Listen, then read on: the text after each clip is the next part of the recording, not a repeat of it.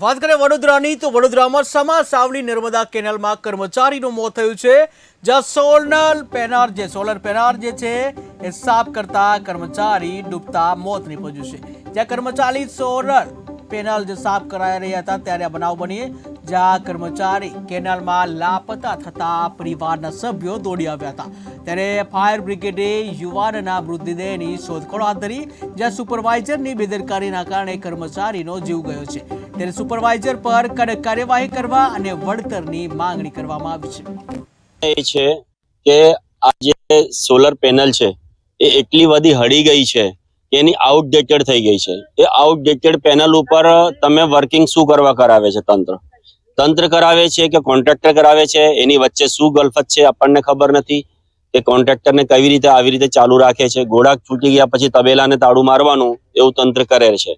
આજે જે 30 વર્ષના યુવાને જે જીવ ગુમાવ્યો છે એ સેવાભાવી યુવાન છે, અને એ જતો રહ્યો એટલે આખા પરિવારને એટલું બધું તકલીફ થવાની છે કે આખું પરિવારનો એક પાયદાર હતો એ વ્યક્તિ કે ના તમારે કામ કરવું જ પડશે। પેટનો ખાડો પૂરવા માટે માણસ આ બધું કરતો હોય છે, અને જ્યારે આ પેટના ખાડા ક્યારે મોતની દુર્ઘટના બની જતી હોય છે એ ખબર નથી હોતી। તો સાહેબ મારે છે તંત્ર ક્યારે કુંભકર્ણની નીંદમાંથી બહાર નીકળીને આ વ્યક્તિને જોશે, અને આવું જ્યાં સુધી નહીં જોયે ત્યાં સુધી આવી જ દુર્ઘટના થતી રહેશે। કેમ કે ટૂંક સમય પહેલા જ આપણે અહીં હરની તલાવની પણ દુર્ઘટના થઈ હતી, તેમાં ભૂલકાઓ ગુમાવ્યા હતા। એના પછી તંત્ર જાગ્યું હતું અને પછી તાત્કાલિક પગલા લીધા, પણ કેટલા દિવસ? અઠવાડિયા 15 દિવસ પછી જેમને તેમ આજે છે ને આવી એક તલાવની જ છે, કેનાલ છે।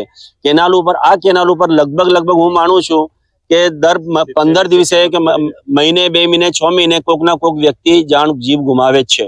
તો શું તંત્ર આની ઉપર પગલો નથી લેતું? એનું રીઝન શું છે, એનું કારણ શું છે? મારે તંત્રને આ બધી જાણવું છે, અને તંત્ર કેટલી ઝડપે પગલા લે છે એ હવે જોવું છે।